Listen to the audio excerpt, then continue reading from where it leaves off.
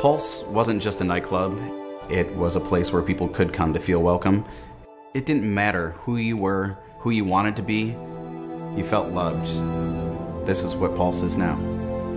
It was really important to me that people learned not only the story of what happened at Pulse that night, but also what you can do differently in your life to change the future, how we can become a better society, a better human race. That's why I began the foundation. We are building a national memorial museum. It's part of our country's history, and it's our responsibility to see to it that this story and that the 49 are never forgotten.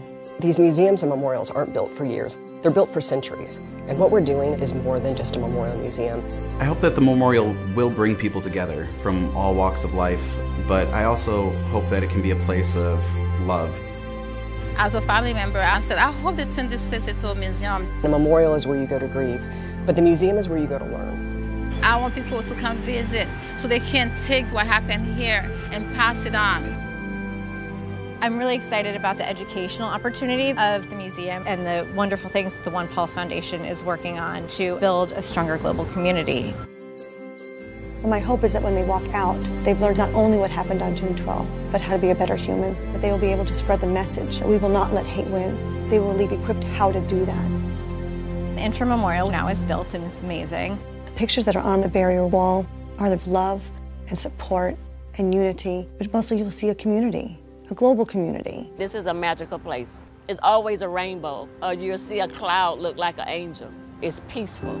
People ask if they should come to the memorial. I always recommend it. It is so welcoming. There are so many stories. You can't help but feel the impact. I think everyone should see this. You'll be so happy that you did. It gives you a lot of energy of how to go forward. And it's a really beautiful cathartic experience. We have over 300 people a day that visit, and people are coming from around the world. We have seen bands of children pull up to learn the story of what happened on this site. And they're teaching kids that there's no difference between one another person. You always should love. We found it really important that our angels were not just a name on a wall. And that's why we developed our scholarship program. We had 49 individual scholarships, each in the name of one of our angels, designated by their family members as a way to make sure that their stories lived on forever. After visiting the memorial, we want people to feel like they're changed for the better, that they want to get involved because the goal is really to stop hate. There are just so many ways that people can engage with the foundation. Volunteering at our offices, helping us with our events, even just being a guide on site. It's an easy, simple way to be part of the solution. Being a volunteer for the onePULSE Foundation, it's a life-changing experience. Come out, check it out, and get involved. Go to the onePULSE Foundation website. Right now, more than anything, funding is crucial. Donate to the onePULSE Foundation to help us build the memorial site to honor all of them, to keep the memories going forever. The story needs to be told over and over again. Everybody's human. Treat everybody equally. Love still wins, and the message is still alive and well. It's going to change your life. We will not let hate win. We will not let hate win. We will not let hate win. We will not let hate win. Nosotros no dejaremos que el odio gane. We will not let hate win. We will not let hate win. We will not let hate win. Love is love, and we will not let hate win. Pulse nightclub in Orlando was not just a place where people could be free to be themselves, but a place to find community and safety. To know that the essence of Pulse was shattered by a mass shooting and terrorist attack in our country remains just as unimaginable today as it was that night, June 12, 2016. The National Pulse Memorial and Museum is intended to preserve the heart of Pulse, a place where everyone was welcomed and loved. The memorial would be designed as a place to grieve, to honor lives taken and saved, as well as serve as a place to heal and learn. The museum will serve as a community space to tell the history of safe spaces, the tragedy of June 12, 2016, and the response and support of the world. I hope you'll join me in supporting the onePULSE Foundation and help build the National Pulse Memorial and Museum so that we never forget what happened to those precious lives that were taken. We won't let hate win.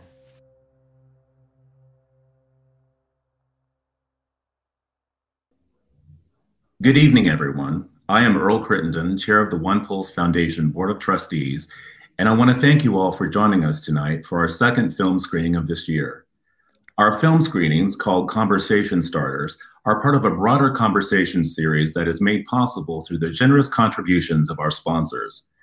We want to thank JP Morgan Chase, Skanska USA Building, Lockheed Martin, and Orlando Utilities Commission for making all these screenings possible and courageous conversations with the panelists possible so we can continue to positively impact change at the individual, group, and community levels.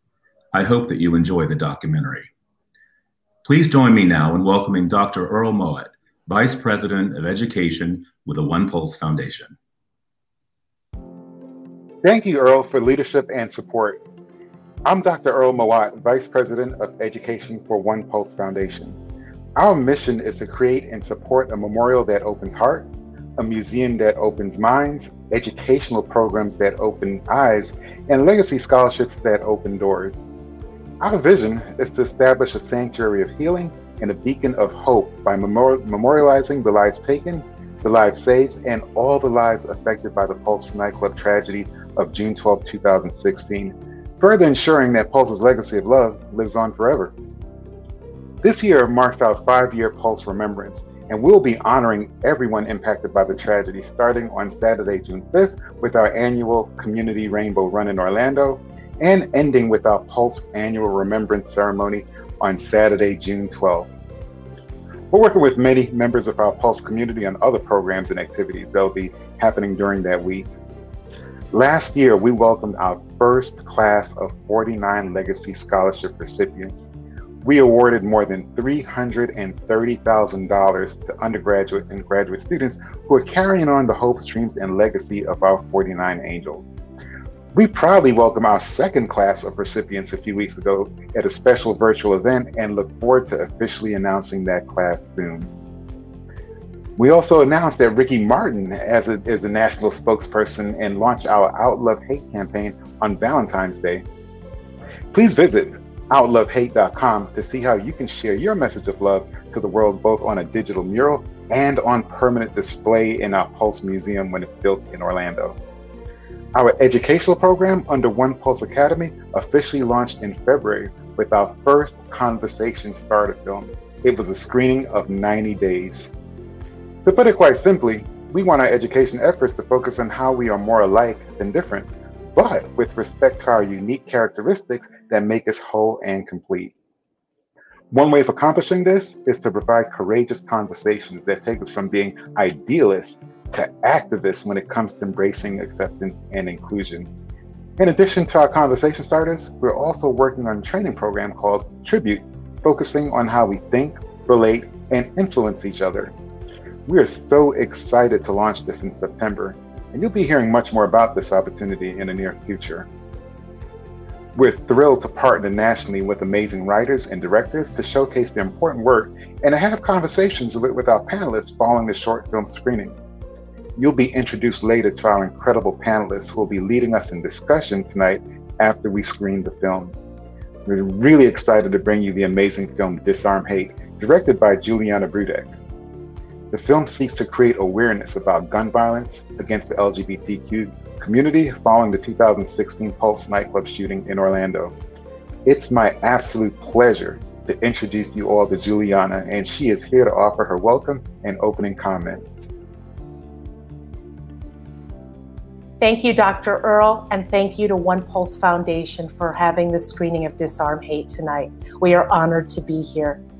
Beginning as a road trip for 9 diverse members of the LGBTQ community, the journey turned into so much more than anyone could have expected. Exploring their individual similarities and differences, the group develops life-changing bond as they visit prominent sites of gun violence that have affected LGBTQ people nationwide. This common ground opens up discussions between the travelers and the people they meet along the way that look to elevate these horrific hate crimes and bring a better understanding to all. Please join me as we watch Disarm Hate, the editor's cut.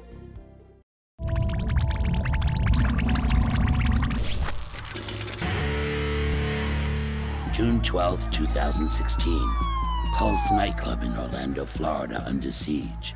And when the smoke cleared, 49 people were dead with many more injured. I didn't know those 49 people. I didn't know that nightclub, but I felt there was an attack on our entire community. I have an idea. We're gonna hold a national rally called Disarm Hate. 9 LGBTQ activists team up in Los Angeles to board an RV bound for Jason's Disarm Hate rally in Washington, D.C. To get a full understanding of the issue, the team decides to visit LAX shooting range. It made me think of cops and robbers. Bang, bang, and just like that, a life can be gone. Because irresponsible people are given a tool that can take lives. What is the point of those high-capacity rifles? This guy said that's for stress relief. Like, go on a bike ride, that's what I do, or masturbate. The RV, I really underestimated. We want to fight homophobia and transphobia, but we can't fight that on the outside until we address it within our very own community. I'm not gay enough for y'all, and I'm not straight enough for them. The toilet was overflowing. You've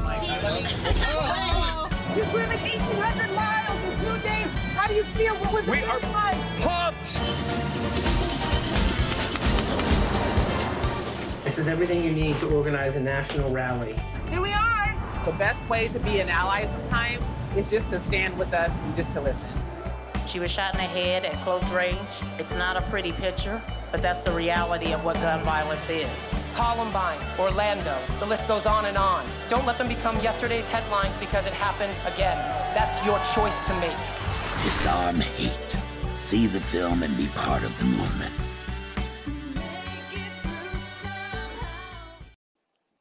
Good evening. Thank you for joining our Director's Cut of Disarm Hate panel discussion. Joining us this evening are Jason Hayes, founder of National Rally Disarm Hate in Washington, D.C., Disarm Hate director and producer Julianna Brudek, Alexis Sanchez, cast member and director of advocacy and training for the Sacramento LGBT Community Center, and also named Woman of the Year for 2020 for the California 28 by Representative Adam Schiff. We also have the executive director and cast member, Ashley Marie Preston, who's also a journalist and activist, the first trans woman to become editor-in-chief of a national publication, We're Your Voice magazine, and the first openly trans person to run for state office in California. And we have Vic Gerami, American journalist, LGBT activist, host and producer of the radio show, The Blunt Post with Vic, and the editor and publisher of The Blunt Post.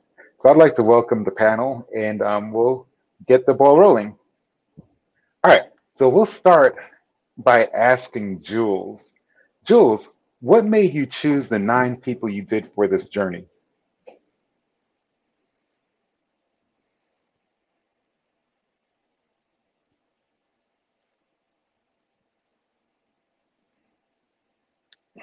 I think you're on mute, so we'll have to, yeah. Is that what you guys are all doing that for? Sorry. This is great. Thank you so much. I get that question a lot. I had a wish list of people that I wanted. It would be like, if I could take these 10 people with me, it would be ideal.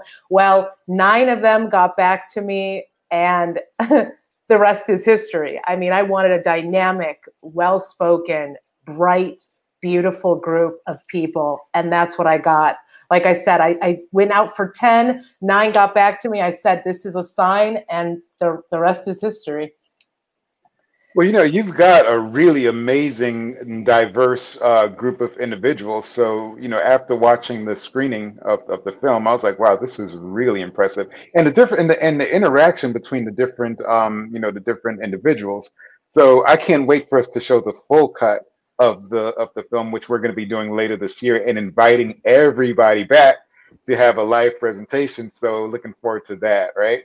So I'm going to ask Ashley. Ashley, how has the issue of gun violence come up in your activism as a Black trans woman before and after this film?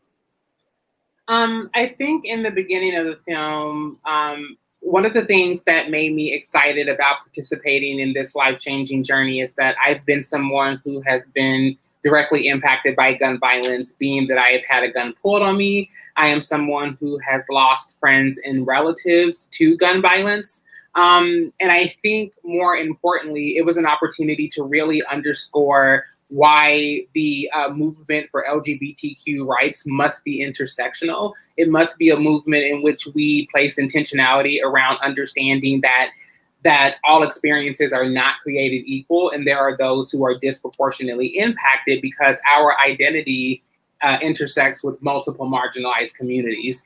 And Jules, as someone who I've been friends with for a while, when she came to me, I thought that it was one of the most beautiful gestures of solidarity, because oftentimes, just to be candid, a lot of times white LGBTQ people, specifically gays and lesbians, don't always think about the violence that trans people encounter. And the way that gun violence has impacted me after the film, is that I recognized in a lot of my advocacy that Black trans women are disproportionately impacted by gun violence. In 2020, there were 44 trans people who were murdered, most of them Black trans women. And out of those 44 people who were murdered, 3 out of 4 of them died specifically by gun violence.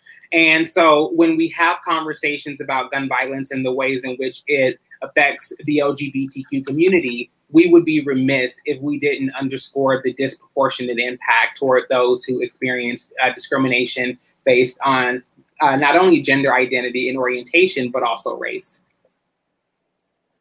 That's first of all, the statistics are daunting, right, when we talk about this. But Ashley, just to take a little bit further, right, are we seeing progress when we talk about intersectionality in trans and even, you know, in the community? Are we seeing progress being made in that?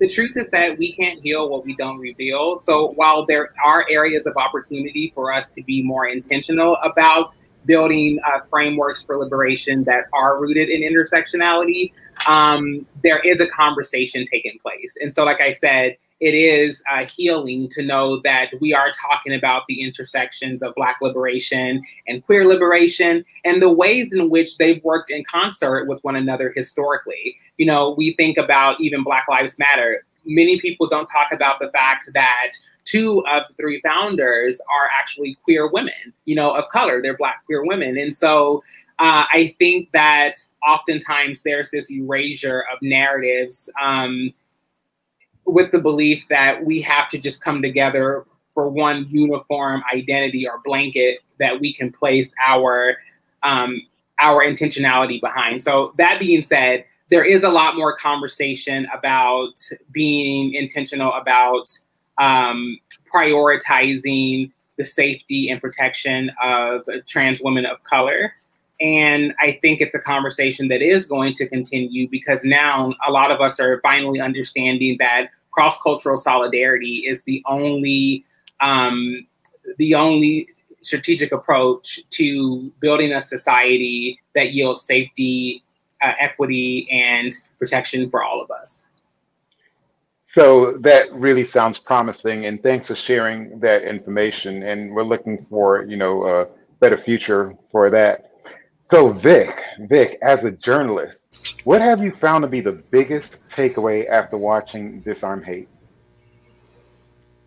Thank you, Dr. Earl. I think the biggest one is realizing that we still have a lot of work to do.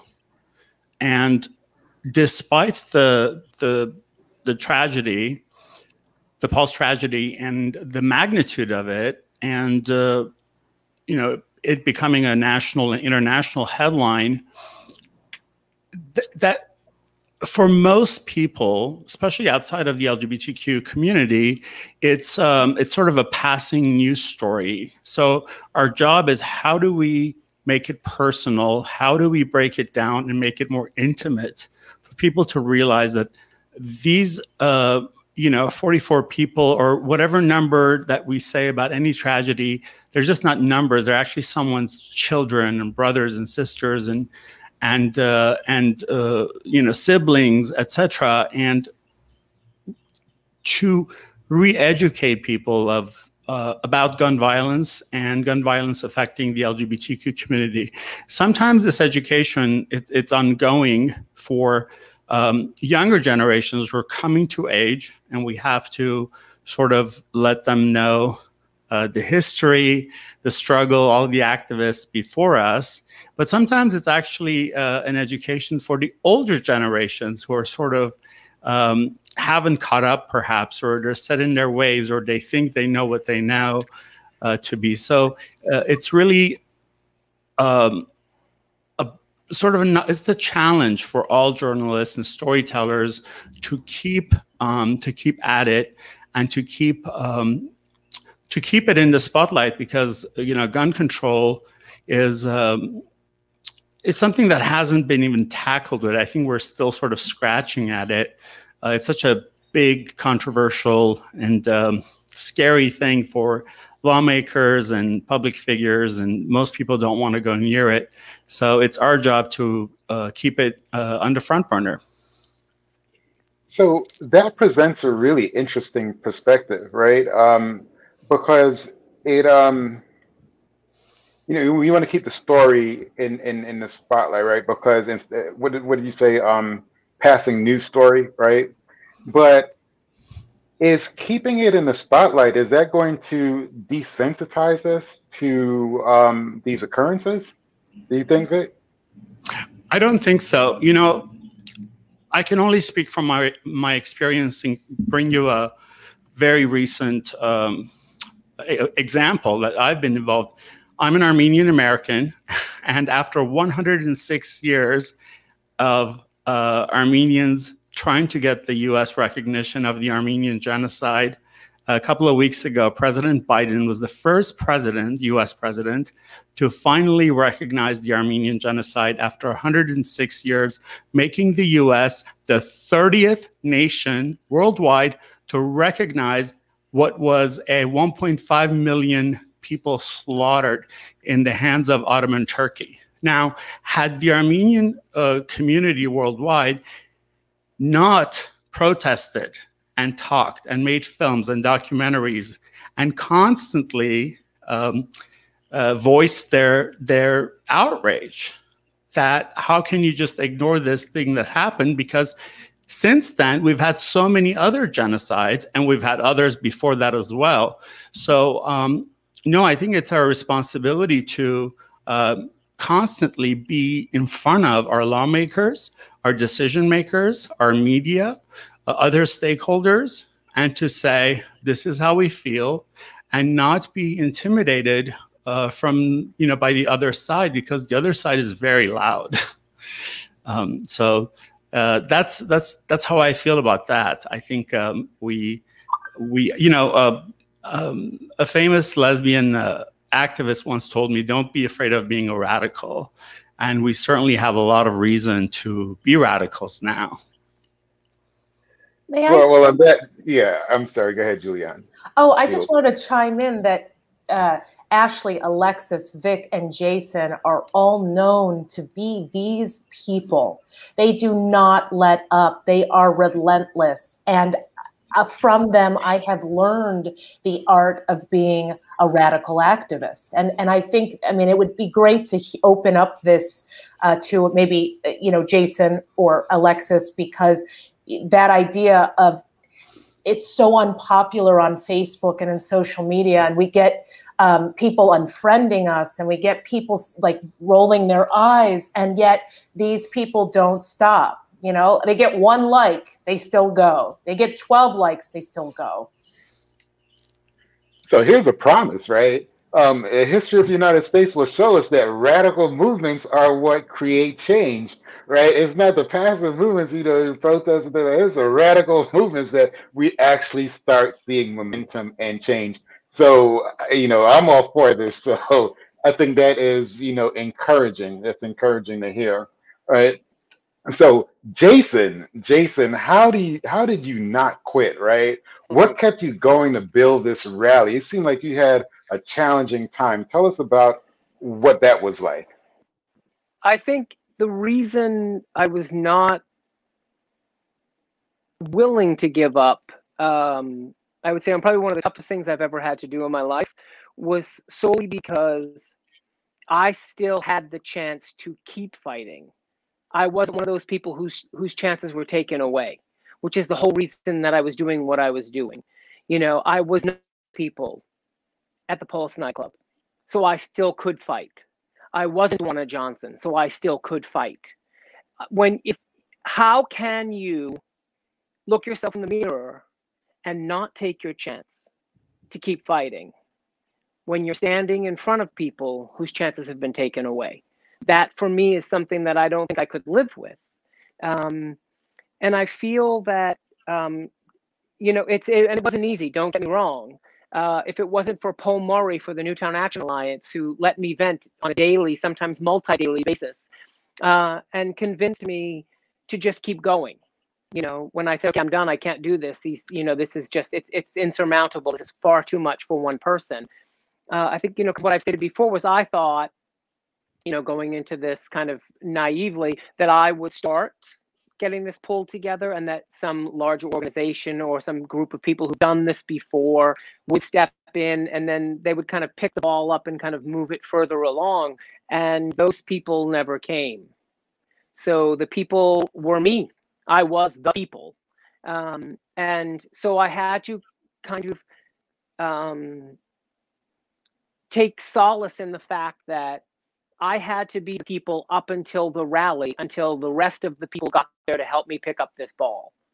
And that included Julianna and Alexis and Ashley Marie and Donato and Dusty and you know, the people who came to speak, the people who came to share their stories. I think one of the things that's lost on a lot of people is that the LGBTQ community is the only segment in society that encompasses everyone. You have Black, Latino, white, you have male, female, cisgender, transgender, you have Protestants, Catholics, atheists, you have rich people, you have poor people, you have everyone. We are all within this one microcosm of a community. So you're not just addressing the needs of one, you're addressing the needs of many from all different outlooks, aspects, and belief systems. So it can seem daunting to try to pick up one cause or a piece of a cause, because all you can do is carry your piece in that hope that someone else who feels the same way within the community will pick up their piece. And eventually you won't be staggered like this. Eventually you'll be like this. You'll be shoulder to shoulder, because it's the only way you can press through any gate. And I feel that that's one of the key moments for me was that morning when I woke up at 4:30, you know, and they're placing porta potties. You know, I never thought I would cry over porta potties. I did cry when I saw the price tag for porta potties. But I think, you know, it was seeing everything actually happen. Because when I picked the date, you know, I thought, well, of course, 7.5 weeks is plenty of time. I mean, why wouldn't someone want to make this happen, this rally? Why wouldn't someone want to be there? Why wouldn't someone want their voice heard or their face seen? 7 weeks is not nearly enough time. But it was amazing to see everything come together, and that's why I didn't give up. You know, so you didn't give up. Were there a lot of episodes where you just felt discouraged okay, this is just more than I can bear? Did you have a lot of episodes like that? There were a lot of them. Yeah. You know, people, you know, because the big problem was, and it was quite amazing to me going into organizing the rally, I had a problem at a lot of the LGBTQ community groups, the larger name groups, your HRCs, your GLADs, did not, and I'm going to say names, did not want to stand behind gun violence reform. Didn't want to touch it. But guess what, honey? Every GVP group had no problem standing behind the pride flag, did they? No, they did not. They stood right there shoulder to shoulder with us. And I've said it before and I will say it again. Why? Because the largest segment of the LGBTQ community affected by gun violence are trans people of color. And guess where the money comes from within our community? White gay men. So it goes back to that. Absolutely. It goes back to that intersection. And so yes. Even within the gay community, we're seeing a power thing here, right? White gay males with money or with power, right? Not necessarily money, but influence. So they determine the path of the community in general. And, you know, I was going to ask. Well, they determine where those dollars go. They determine where the dollars go. Yeah. Those go. Yeah, I was going to ask if you got support from the queer community in general, but you eloquently stated that there was some pushback from that. Why do you think that they would not support this this endeavor that you took on? I don't think it's on their radar. I don't think it affects them on a daily basis like it does trans women of color or LGBTQ people of color. Gay, Black lesbians, gay men, Latino men, they're not affected the same as the white gay men who are truly kind of at the forefront and, with, for lack of a better term, the checkbook for the larger LGBTQ groups. So that money stays right where it is. Galas, parties, and events. That's an interesting point. For wealthier white or more affluential white gay people. Well, do you think that if the incident occurred at a night where it was predominantly white gay males? Because Pulse did have nights where it was predominantly, we would white. be having, we would be having a very different conversation, and we would already have a unified front, and we would have a lot more money and a lot more spokespeople. Because the conversation wouldn't be so, it would affect them on a daily basis. It would be on their radar in a very different way.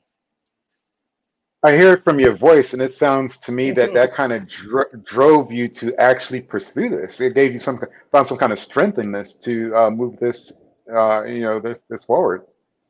Well, I mean, how can I sit here as a white gay man and not acknowledge that there's a problem?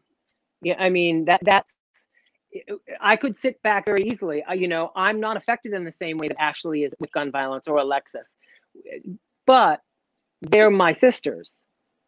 They matter to me. So if I'm given an opportunity, if I'm given a chance for my voice to be heard, I have to take that choice. I have to take that chance. I have to make sure that I can say, hey, you know what? Talk to my sister. She's right here. She can tell you. She can give you some facts. She can give you personal reflection on why this is important. That's where my white privilege and my white male gay privilege comes into play in a beneficial way. That's very insightful. Thank you, Jason, for sharing that.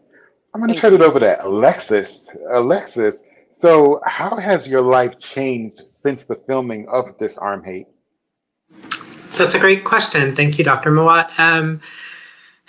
Prior to this, I, as a Latinx trans woman, wanted to get as much privilege as I could and kind of like live stealth and go home, right? It's like my goals for myself, because being trans can be really, really scary, can be really, really challenging. And part of me was like, I want to grasp whatever privilege I can as a Latinx person who's kind of white passing at times. Like I want to get that little bit of white passing privilege and the cis privilege, and I want to have a quiet life with a cat. And I think for me going on this journey, it really opened my eyes to just like the level of struggle that the entire community, but specifically that transgender people and specifically that Black trans women face. And the change that happened in me really was, I feel like my journey on that RV was a journey through my own privilege and kind of unpacking that. Myself and Ashley had many a heated conversation where some things that weren't comfortable for me, but were necessary for me to hear,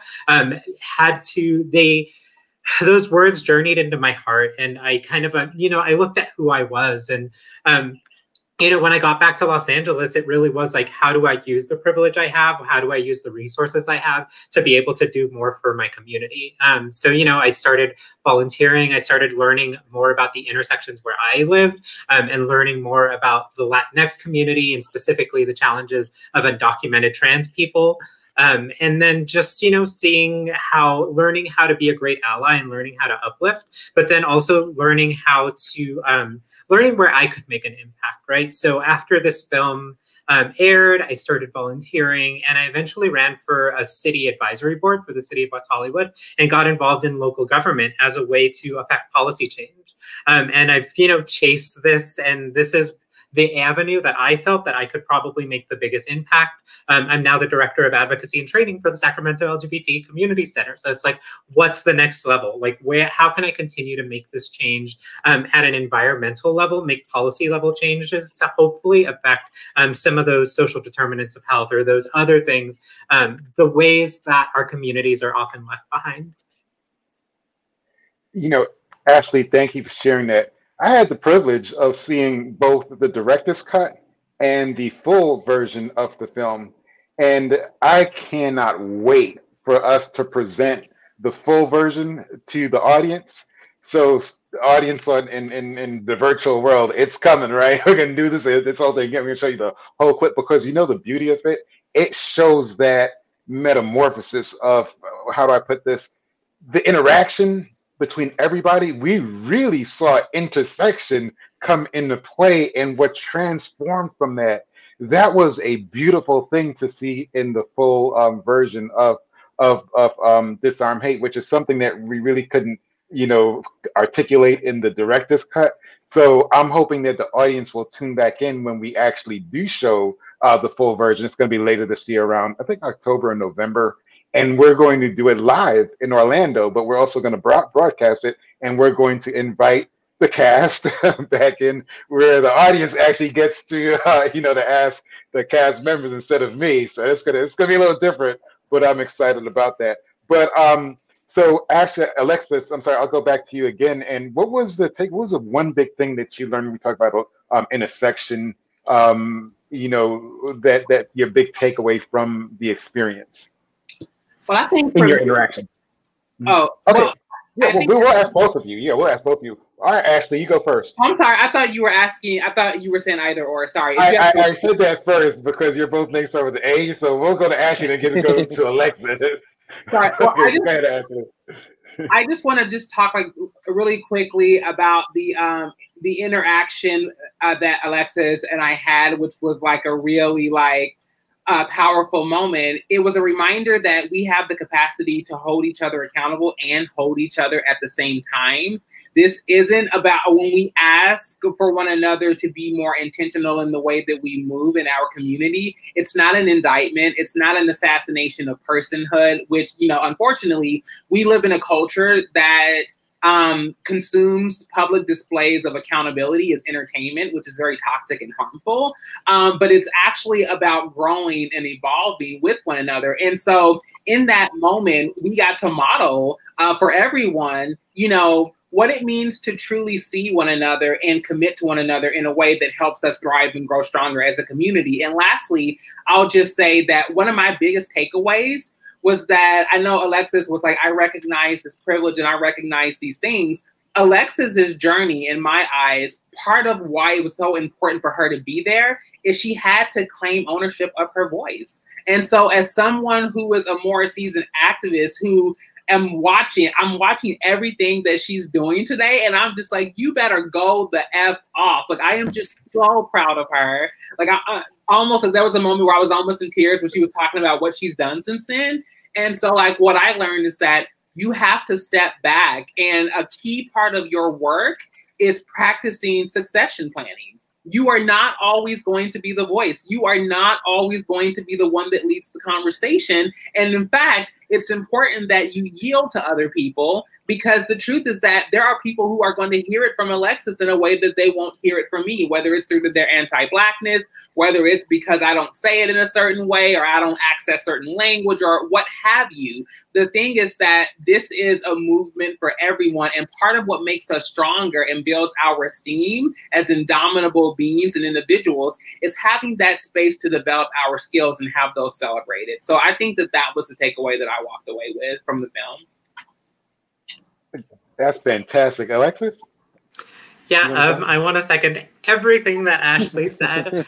I think my big takeaway was in learning more about Julianna Johnson's case, I learned more about systems of oppression, and this is why I got into policy work.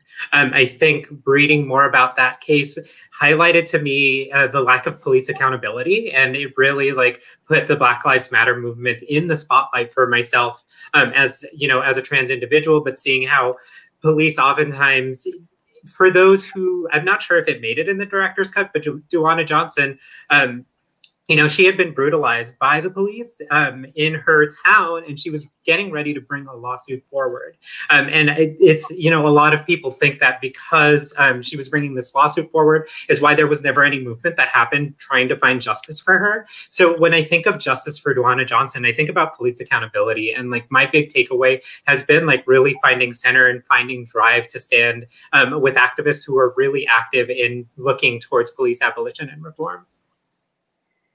You know, and I just really quickly, thank you so much for naming that, Alexis, because that was another thing that even during that same time that was happening, I started looking more into that. And since then, I was talking about the trans people who had been murdered last year, and even thinking about Roxanne Moore, who was shot 16 times by the police. We didn't see that major movement in the Black community at large when it was a Black trans woman. When Tony McDade, who was a Black trans man, was shot by the police to death, we didn't hear that same noise. We didn't hear them those boot sounds against the pavement like we do when cis hetero Black folks are murdered by law enforcement. So to Alexis's point, it's one thing to look at the fact that an individual was murdered based on gender, but the real opportunity is to follow the trail and look at the ways in which systemically we continue to exacerbate those outcomes by refusing to reform those systems. That's fantastic. Go ahead, Jules. Unmute. And meanwhile, they're having these cathartic moments, and I am trying to struggle to stay alive to get the footage home.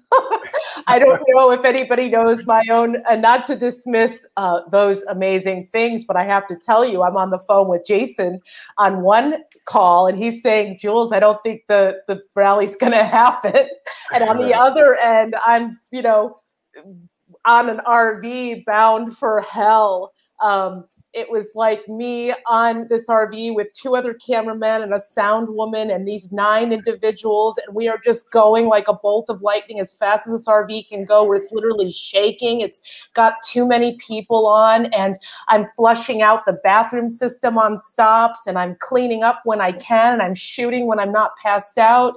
And we're all driving. And so for me as a filmmaker, I just want to put in maybe a little bit of levity and say, for me, it was about, could I get to the rally and film all of us getting there and Jason's big day, and then get home alive?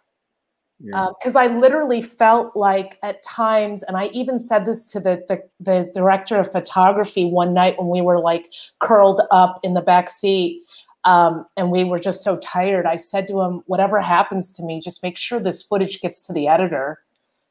And I'm so glad it did. Right? I'm gonna keep moving. So what I really loved about this film, the interaction between Ashley and Alexis was phenomenal, but the interaction with everybody, right? So it's the same thing that we talk about or we make strides towards at Pulse, right? Is this whole thing. There was a lot of conflict, a lot of friction, but at the end of the day, it was the common ground, the shared similarities among everyone that brought this thing together. And I always say that, you know, we really have a lot more in common, more similarities than we have differences. Once we figure that out, then we can really start having positive change in action. I do want to ask really quick around the table, and I'll ask a question. What can we do to keep the conversation going regarding gun violence and how to stop it? I'll start with Jules and go around. Just a real quick response to that. What can we do to keep the conversation going? I would say it's all in the voting. Jason says a beautiful piece at the end of the film, which is get your butt out there and vote. It's as simple as that, but it's also the process that we show you. You know, the biggest takeaway people or audiences that have seen my film have said, Jules, I feel like I've done all this work and I didn't even get out of the chair when I was watching the movie. And so I think this movie shows you a place to start. It's like my first activism. There are ways where you can just start. Jason shows you he just picked up the phone. He just got the permit. He just kept going. So it's one simple step in the direction of your goal. And I think we've outlined it so clearly. It's also, for me, a filmmaker, just pick up that camera, get those people in the RV, raise that money. I mean, it's just the little steps that all, they crescendo to a full, orchestra. Fantastic. I'll ask Vic the same question too, real quick. What can we do to keep the conversation going regarding gun violence and how to stop it? Your thoughts? Well, simply, I echo a lot of what everyone said. And once again, it's we put it up front and we push it. There's so much information. There's so much quote unquote news coming out. Some of it doesn't need to be in headline news, but it is. And some things that need to be in headline news are not. So it's up to us to push it forward, but also to continue to see this gun violence as a problem nationally, not just for LGBTQ people, but also for everyone. And we partner and we join everyone, and we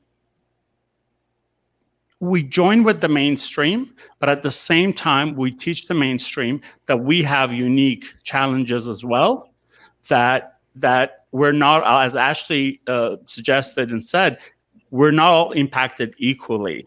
So that we're not so separated, but we just have to push. I mean, it's the basic pushing. We can't stay silent.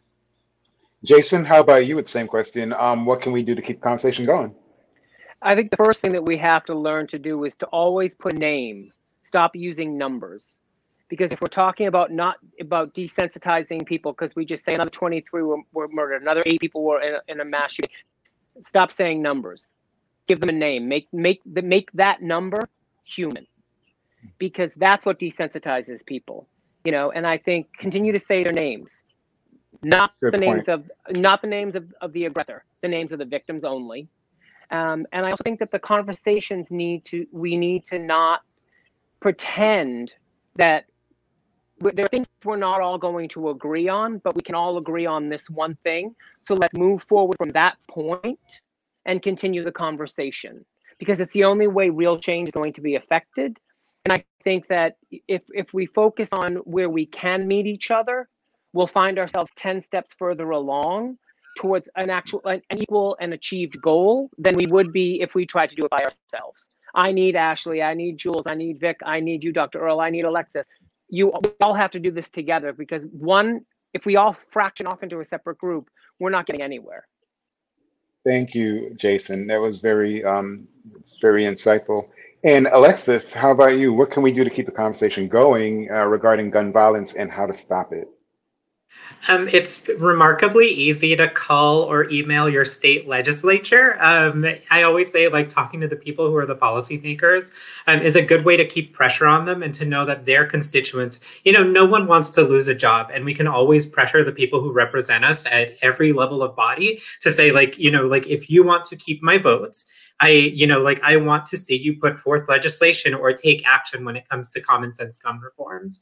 And I think for me, one of the biggest takeaways, and something that we've started to see a lot of movement on, is that the NRA for a very long time put a study they blocked funding to research institutions that wanted to study gun violence. So if a University of California wanted to do like a large national study on gun violence, that would not be funded by federal dollars, which made it really hard for universities to undertake any sort of research around this, which then makes it harder, to pass laws and things that are based in evidence. So that sort of legislation and those blocks are starting to go away. And I always say, that's pretty low-hanging fruit. It doesn't come with a really big legislative cost for your state assembly or state senator. So, just reach out to your electeds.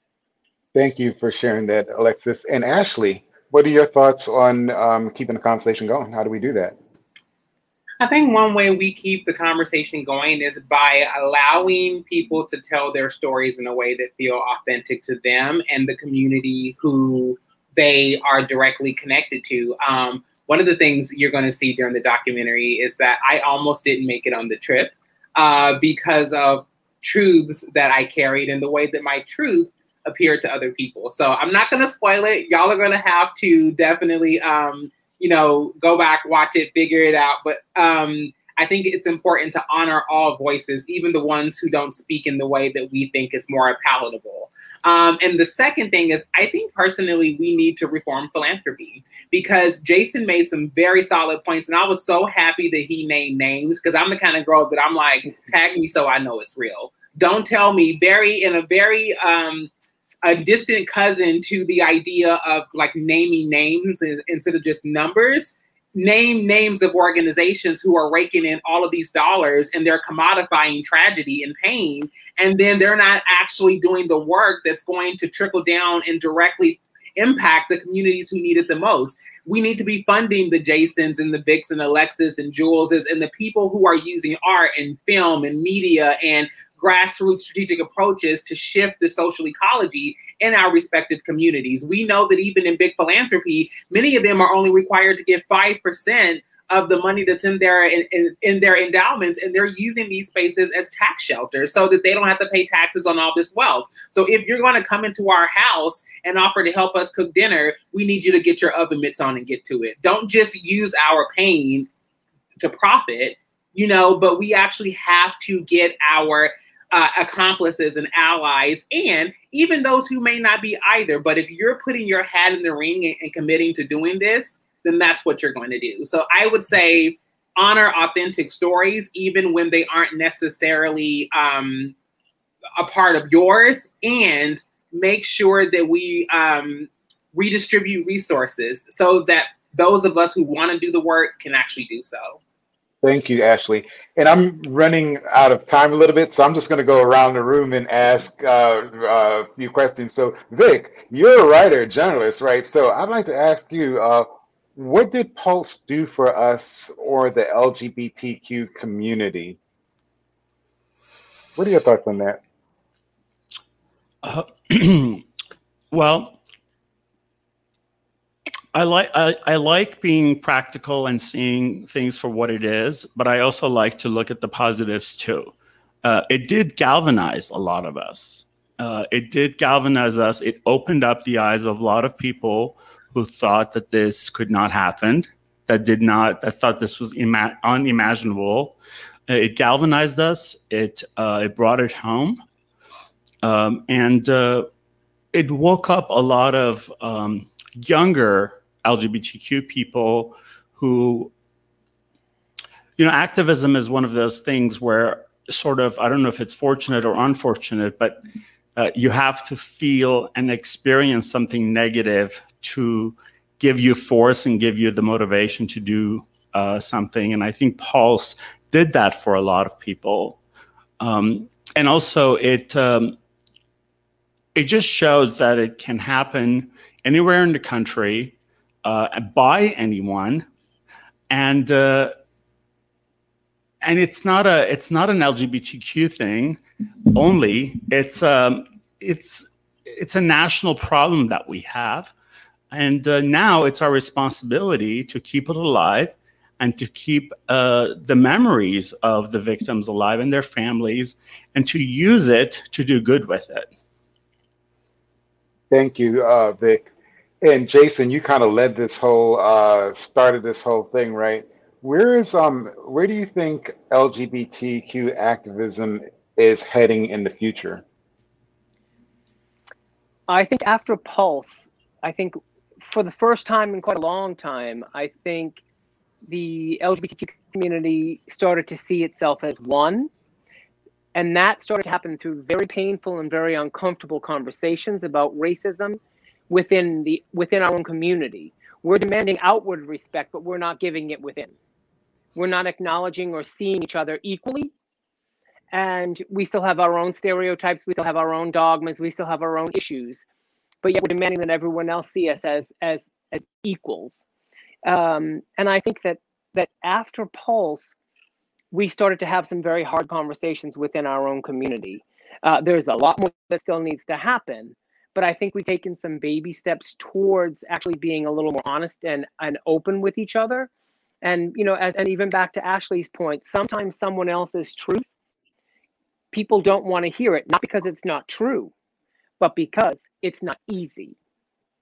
Because if I have to hear your truth, I have to see the truth within me. I have to see where my issues, my faults, my own inherent racism or my own privilege sits. And that is painful for a lot of people. And I think that's why it's so important moving forward that we understand that we have to hear each other. We have to hear each other's truths, no matter how uncomfortable they might make us, because it's the only way we're actually going to affect any change. And that's where LGBTQ activism starts. And I think that's where it's heading. But I think it's going to take a little bit longer because we're actually doing it right this time. We're not doing it as separate fragments of our community. We're now doing it as one, and those conversations are painful. But I think we're slowly moving in a direction as one. Okay, thank you. Alexis, I'll ask you this question. What is the biggest problem or hurdle in the LGBTQ community in moving forward? Oh, so just an easy question. The biggest hurdle in the LGBT community in moving forward, I mean, I think as long as we're working under cis heteropatriarchal capitalism, there will never be true liberation for everyone. So I think like taking a truly intersectional lens and having all the communities work together on each other's struggles and come together, that's really like, that's the big obstacle, right? Because like I'm comfortable in my capitalist life, so like I might not push as hard as I need to help free the people who will never have access and never be able to thrive under these systems. Thank you, Alexis. And we're kind of winding down now, about to wrap things up. But I do want to ask the panel, and thank you all for sharing your thoughts, but are there any final thoughts from the panel that you'd like to share before we close out? I'll start with Julianna and I'll work my way through the room. I wanted to say, thank you for this opportunity. We are so happy that we have these things to share, that there was a document of this. I want to also add that I was also not an activist before this. When Pulse happened, it was like wasabi to my brain. It was like I was doing horror films and sci-fi and, having fun with, all the people in Hollywood. And it got real for me. And I want to make sure that, that's known, that part of my transformation is like, once you have an aha moment, it's hard to go back. It's hard to go and play with, the blood and the gore and make horror films again. It's like, for me, it's a different career path. And that's what Pulse did. And I'm really glad. And I hope when people watch this, they will keep in mind that this is all people being real and unbridled. And this is, our community, under a lens. Sounds like an epiphany, or some kind of transformation. All right, Vic, on you, final thoughts, 30 seconds. Well, first, I'd like to thank you, Dr. Earl, and say thank you to the Pulse Foundation for really taking this tragedy and doing something extremely philanthropic and benevolent that's going to help people for generations to come. My final thought would be that with all of our differences and all of our sort of inner fighting sometimes, let's get real, when we really look at what the LGBTQ community has achieved, let's just say since 1967, the Black Cat riots and 69 Stonewall, it's incredible. And we've done this as a family. Sometimes we've not treated each other well, but at the end of the day, we've done an incredible, incredible job. And we're very, very dynamic, and we should celebrate that. Thank you, Vic. Ashley, final thoughts? Might unmute. I would just say that this film is a reminder that vulnerability is a super strength. That in those moments where we are used to being strong and having to fight for our lives and throw down and scrap, the film is a space that we created that allows us to heal. And I think that the next chapter of this movement is around radical rest and healing and trying to, make sure that we don't pass any of the epigenetic trauma that we've had to endure to the next generation, and that we work through it. And so this film is the on-ramp into that work. Thank you, Alexis. Sorry, Ashley. Alexis, final thoughts? Make sure you get out there and vote in the midterms and every special election. Help people register if they don't know how. I think let's get better people in office. I agree. Jason, final thoughts, 30 seconds. Be grateful. Be grateful for where you are now and take stock in that moment, and hope that tomorrow you can actually get a little bit further in what it is that you're hoping to change. But take stock in where you are today and be grateful for it. Look around you. Has the rest of your community, of your sisters and your brothers, are they in the same place? Or do you need to slow down for a minute and reach back? Bring them up with you and then step forward. But be grateful where you are, take stock in it, and fight for 2 more steps tomorrow. Thank you. Thank you for sharing. Well, I guess it's time for me to share my final thoughts. So this June 12th marks a 5-year remembrance of Pulse nightclub shooting in Orlando. It was the deadliest mass shooting in modern U.S. history, and at the time remains the largest targeted attack against the LGBT community to date. Since then, more than 100,000 people have been killed by gun violence in the U.S. Despite that, Americans' attitude toward gun laws vary. Gallup polls show that 10% of Americans feel that gun laws should be less strict. 35% believe they should remain as they are, while 60% of Americans think that they should be more strict. Look, the gun debate in America is often framed as a standoff between 2 unyielding positions with little potential to move ahead with meaningful legislative reform. A psychological viewpoint suggests that the consensus on gun legislation reform can be achieved through understanding diversity on both sides of the debate and working within a common ground framework. The common ground on both sides basically is that everyone just wants to be safe. So let's start from that place and work collaboratively toward that goal. At onePULSE Academy, our education program works successfully within a common ground framework. We focus on our similarities with the understanding that we have more things in common than differences. And through that process, guess what? We achieve positive results. Well, on behalf of onePULSE Foundation, I would like to thank the Disarm Hate panel and you, the audience out there, for joining us on this conversation starter presentation. Please join us again in August for our next presentation, From Selma to Stonewall. That film intersects the LGBTQ equality movement and the civil rights movement. We'll be posting more information on that in the months ahead and look forward to seeing you then. For now, be safe and we'll see you again soon.